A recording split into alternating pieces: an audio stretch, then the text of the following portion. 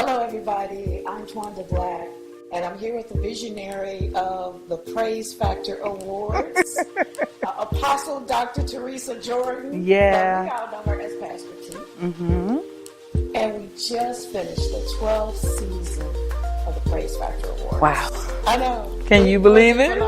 It was. It was absolutely amazing. So, talk about your vision for this from the beginning.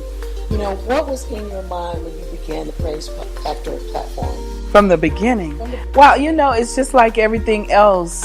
I had artists that I was working with. Nobody would allow them to be on their stages and all that. And it was kind of sad, you know, that they had great music, great talented, anointed singers, but nobody would give them any opportunities. So I started out with the tour and then doing a few other things. And the award show just kind of birthed from that because they had worked so hard all year long doing things. And I was like, okay, so let's see about getting them a stellar. Yeah. And then I tried to look into the process of that. They were never going to get on that platform. So you said, I will create my own. That's how great things get started. Yeah, but everything was like that. Necessity. Yeah, everything was like that. Everything was created for them because I couldn't get them on other platforms. Yeah, so that's how that. And then you came along. Well, I was there first season. Yeah, but you know, you forget the first season you were kind of standing back, just kind of looking. Yes, and just checking us out. And then it was heaven sent because you've been here ever since. Kind of behind the scenes, working and helping me bring this thing to where we are now, which was phenomenal. You know what? You know what? And so let's talk about some of the trials that come along with this kind of platform and trying to really create something beautiful and nice for folks that are so deserving. Yeah, well, the biggest trial, and you can attest to it, is trying to get the funding to do it because everybody's looking for a star. Yeah. And that's the question we get all the time. Well, who's the stars? Right. They don't want to. Who's the big artist? Right. Yeah. The sponsors don't want to sponsor because it's not stars. The audience don't want to attend because they're not stars. And we're like, but you have no clue the amazing talent that's out here in the indie, aka inspired movement. And here's the real thing. Yeah. The real piece is that all the stars that you think about started somewhere. Right. They were not born stars. Right. So they started somewhere. Yeah. And you are looking at future stars. Yeah. That's what you're looking at. If we didn't have to fight so hard to get the funding, this on the production of it would be so much easier. But we literally, and like I said, you can attest to it, we're behind the scenes making beautiful production with shoestring budget. I mean, Look, spitting paper, y'all. Spitting paper. Okay? Literally. But they are deserving of a nice platform. They're deserving of the glitz and the glamour and the honor. Even if it's just for that few little, one night, few days or whatever, then we got to get back on the trail and get to work. But what I love about this platform, though, it's not just the awards. Yeah. We bring so much more to that independent, inspired artist. Mm-hmm. So talk about the added things that the Praise Factor platform does. Well, we honor all types of music, all styles of gospel or inspirational music. We do seminars and teaching sessions, training sessions to empower them to know about the business. Right. It's okay. Yeah. What's funny is you see all the time artists want to go out and perform. I just want to sing. Mm-hmm. You're like, but are you hungry? Don't you have to eat like this? You got children. You are struggling to get from one gig to the next because I just said people don't want to pay the ones that's not stars. So they don't really have a lot of money to do this. And they won't learn the business so they can learn how to get the money. So we kind of force it because we put it before the award show. So you don't get to get an award unless you come and be a part of the teachings. And even before they come into the city, we're teaching and training and doing coaching calls and things of that nature, because it's important for them to know the business. They have to. Otherwise, they're just going to be spinning in circles. And I see that a lot because some of them don't want the business. Well, and not only that, with the introduction, the influx of the digital world. Yes. A lot of artists struggle with digital, social media, websites. Some of them don't even have cards. Yeah. They can't send you an EPK. Yeah. I'm like, what's that? Yeah. Your music isn't coded. Yeah. There's so much that goes into that. And we're on a learning curve. We got to get this stuff done so that you can be successful the way you need to be successful. Absolutely. So we encompass all of that. Yep. And then close out with a big international festival. Didn't we have so much fun? Look, you talking about jump up, you jumped up. Oh, Okay, yeah. it was fun. It was really good, but you do that because we have over 25 countries that's represented on the platform. So when they spend their hard-earned money to come across the water. to come across the waters like that, you want to make sure that they get the exposure that they need. They meet the radio personalities and the TV personalities so that they can break into the markets here. And we've seen quite a few that kind of, I always brag on Nisha Woods because, that young lady. So I work at one of the radio stations here in Atlanta, just north of Florida. Yeah. And when Nisha got on that stage last year, I was like, oh my God. I went straight to her. I was like, are you recording? She was like, yes. Can I hear you sing? Yes. Mm-hmm. The next Sunday, I was on that. Yes. Song. I still play that Yes. song. She's phenomenal. So amazing. Such So a, amazing. I say she's an ambassador for like the other the artists that come from the international communities because she did it right. She made sure she met all of the radio and television personnel. She networked. So that was like a mold to teach the others how to do it. And they're doing a great job. We need to empower them even the more. Yeah, but we're doing what we can to make sure our international artists are plugged into the markets here. So that's the whole gist of it, to inspire them, encourage them, honor them, but empower them so that after all the lights turn off and they got their trophy sitting up on the shelf, they still feel like, okay, I can do this. They don't easily give up. Get that second win. Yeah, absolutely. And that's what I think happened. I've been kind of watching all of the social media, and it's been popping since last Thursday with all of the Praise Factor Season 12 finalists and honorees. And here we are 2 days after it's over, 3 days after it's over, and it's still popping. And we haven't even put out the official stuff yet. So once that happens, I think it'll probably carry on well into the next month. So talk about, for a moment, how long it takes to put a show like this together. This year's show was above and beyond. You're going to be amazed when you see it. Yeah. And how many months out did it start? Well, truthfully, we started last October. So we took about maybe 2 or 3 weeks, and we kicked right into meeting, strategizing, and preparing to execute. And from October up until the day it started, we were still working, producing. I think we really dug in deep with the production part of it about, I want to say July, where we really just kind of sat down and started crossing all the T's and dotting all the I's.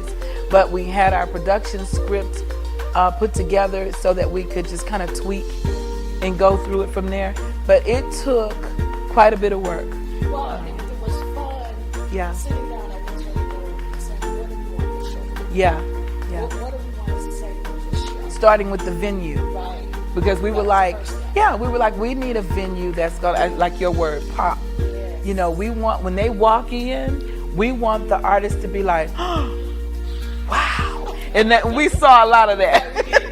We saw a lot of that. So even starting with the venue, the lighting, the sound, the production teams and crew, we needed all of that to pull this off this year. And I have to say hats off to our in-house team, Twanda, Arthur Rowland, Milton Wallace, Peyton Bailey, T-Mill, Twanda Jackson. It was off the chain. And it's like 7 of us. Yeah. And was kind of funny that I had a volunteer, and the volunteer said, I had no idea Yeah. that this much goes into it. Because what you see is finished product. Right. You have no clue all the Right. work that goes into the blood, sweat, and tears. Yeah, yeah. That go into producing this kind of show. Yeah. And so it was just amazing. From the voiceovers, because we have, who's that voice? Well, it's the amazing Twanda Black. That's who it is. But she had to do that like 2 months ago. With all of the categories, because it takes so much time to get that all done. And then once she did the audio, then we had to connect it to the video. Then we had to get all of that sent over to the production team. So it's a lot that takes place, like even day of.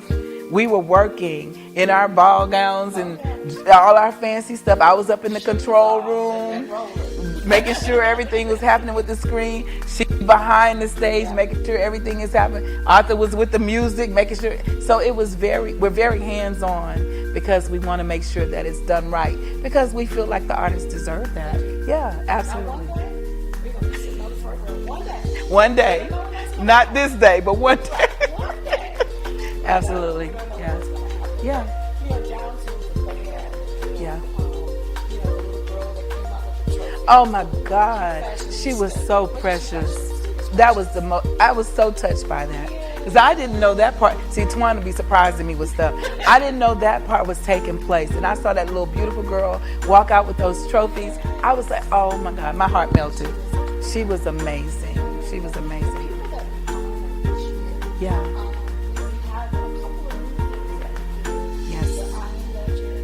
Yes. The legends that we actually presented with awards. Yeah. Just living Yeah, we had the Jay Caldwell Living Legend Award, who Jay chose Arthur Rowland for that, which I thought that was amazing. What was funny, though, is that I had chosen Jay for the Producer's Choice Lifetime Achievement Award. And so we were kind of like all in the same zone. And then we had, like you mentioned, the hashtag I Am Gospel Hall of Legends. Because we wanted something a little bit different. Everybody has the Hall of Fame. So we were like, okay, but she's a legend. So every year we're going to choose someone that is like a true legend in the industry, and they're going to be inducted into our Hall of Legends. Lucille Pope and the Pearly Gates. Wasn't that video, that was so cute. And I was a little girl, and I would hear her around. Actually, I would see her around. Wow. Because I went to a lot of gospel singings, as they call it back in the day. Go to the singing. And We're going to the singing. go to the singing. And I would see her in her room. And so I remember her as a little girl. But that I could hear people when the video was changing from concert to concert. I could hear them singing along out in the audience. Yes. So that was really moving when her sons came up and accepted on her behalf. They were so grateful. Yeah. They really were. Wow. One of them was like trying to make everybody cry. Yes. Well, he got a few of them. Yeah. And we honored a few other people too. The Babby Mason Trailblazer Award, and presented it. Yes. And that went to Vanessa Mitchell, who's an awesome. Yeah. Right. Right. And they may not have necessarily been indie, but we want to also give our indie/inspired artists goals, people to look up to. Someday you could be receiving the Legend Award or the Lifetime Achievement or the Trailblazer. So we kind of mix it up a little bit and bring in, some of those people that have pioneered. So to give our up-and-comings some inspiration, a little more inspiration. So look, this year we included a tribute. Oh, yeah. The tribute medley was The bomb. it really was. It really was. Yes. It was beautiful. It was. To talk about the artists, the artistry of it. Yes. The artist that was represented. Well, we decided to, because all of the people that we did the tribute on had some type of gospel foundation, but they may have also done R&B or whatever, but they were true legends. So we chose to do the Clark Sisters, and Divine of Annapolis did an amazing job with their rendition of Is My Living in Vain? Yes, by the Clark Sisters. Then Jimmy Thomas did Sam Cooke, A Change Is Gonna Come. Okay. Sing it, sister, sing it. Which that was amazing. We also had a young lady by the name of Sarah LaSoul who did, she tore up that Unforgettable by Nelly Cole. I was like, Jesus. I was up in the control room like, you better. Okay. And you know, I'm told that she really can do the whole song, and that it is just, she really makes it her own. So I want to hear that. The Winans was represented by Harold Holloway and Company, and then we had Keisha Russell, I believe that's Russell Green. but she did the Aretha Franklin.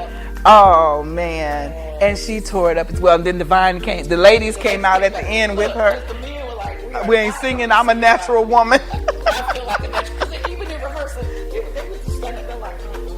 I didn't want them to say I'm a natural woman, though. I just thought they could just maybe do some oohs and some ahs. They didn't even want to be on the stage. And look, backstage, I was like, come on, guys. I was like, I thought you said we didn't have to sing that. Yeah. I'm sorry. But you're right. It turned out amazing. Got lots of feedback on that. So we are definitely going to keep the tribute in every year, and we will just pick different legends to do the tribute. And it was so cool because the pictures of the legends were up on the screen while the singers were down there singing. It was just a beautiful moment. That and the tribute to our inspirational artists and industry folks that have left us, that have gotten there. We did a memorial. But the young lady that sang, Sharifa Naya, and the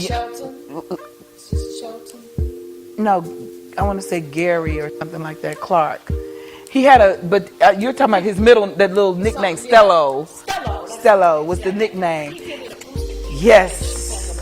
Oh my God. Well, she did a medley because she finished with something with I Fly. Oh my God. But it was so beautiful and so touching as the pictures of those that have left us and gone on to glory was being scrolled across the screen. So it was just a lot of... So look now, we cannot leave out the Reach Project. Yes. The finale. It was the finale. And first we did a call to action. Because we really feel like in the environment that we're in today, people are a little lackadaisical. People are really complacent.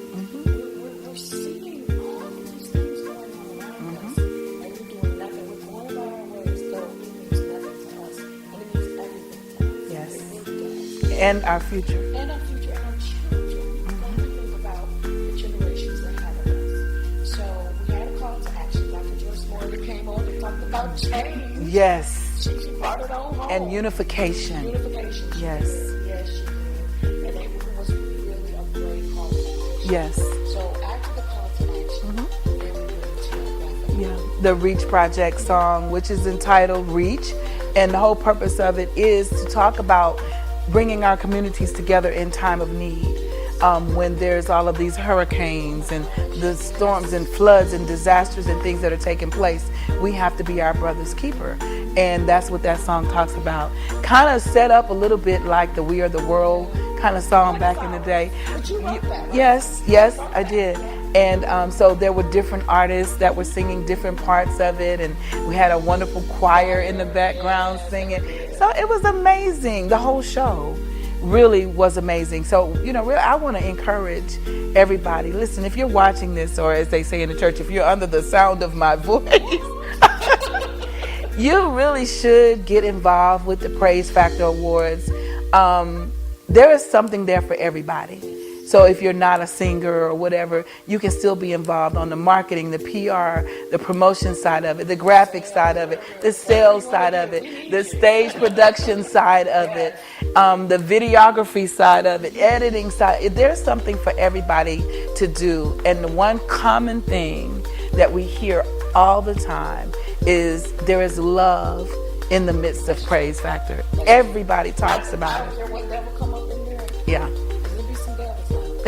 I don't care what devil come up in our camp. They don't need us to love. Yes. Wait a minute. You love them. Right. Is that real? But it is really real. And we hear that testimony every year. So if you are looking for a way to do things in kingdom and in gospel Excellence. and in excellence, and you want to be in a loving, caring environment, Praise Factor is where you need to be. We got you. Seriously. Got you. And more information, go to praisefactorawards.com. PRAISEFactor.com. praisefactorawards.com. Yes. And we also want to thank our videographer. Yes. Phenomenal. The bomb diggity Integrity. And so you can find him at Roland Pollard Productions. Roland Pollard Productions. Is there an S on it? Okay. .com. And he will make you look real good. Can I? You know we can't go nowhere without being silly. That's that love we're talking about. Yeah. We love you. Yes. Absolutely nothing you can do about it. So join us. God bless.